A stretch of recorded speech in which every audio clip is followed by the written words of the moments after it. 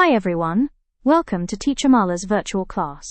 Today we are learning about sales forecasting, which is one of the most important planning tools used by businesses. By the end of this lesson, you should be able to evaluate the benefits and limitations of sales forecasting, AO3, and apply relevant business management tools to analyze sales forecasting, AO4. Before we go into the content, I want you to think about this question.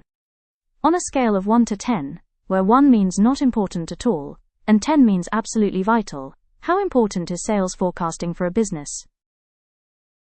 Can you think of what happens if a business overestimates its sales?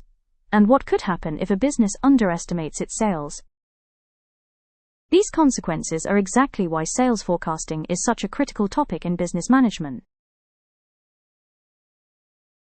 This line graph shows sales trends over time. We can see an overall upward trend, with some fluctuations indicating possible seasonality. Businesses use these patterns to forecast future sales and plan production, staffing, and cash flow more effectively. Sales forecasting can be defined as the process of predicting what a firm's future sales will be. Businesses do not only want to know how they are performing now, they also want to anticipate future demand, so they can plan effectively. Although sales forecasting is important, it is also challenging.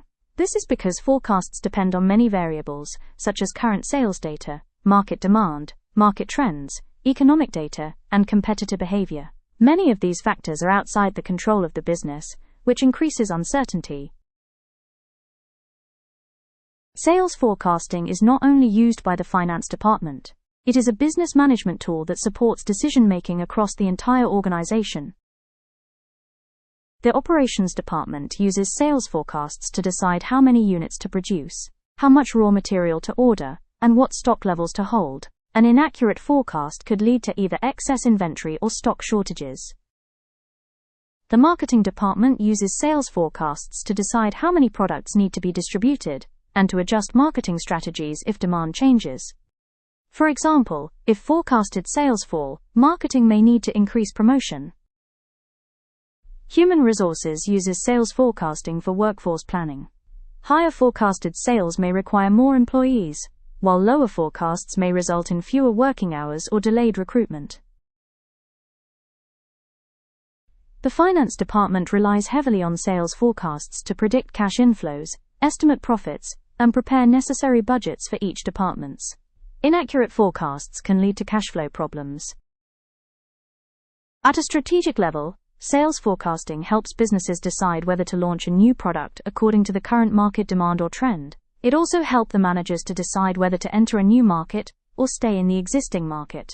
These decisions involve high risk, so forecasts are essential, even if they are imperfect.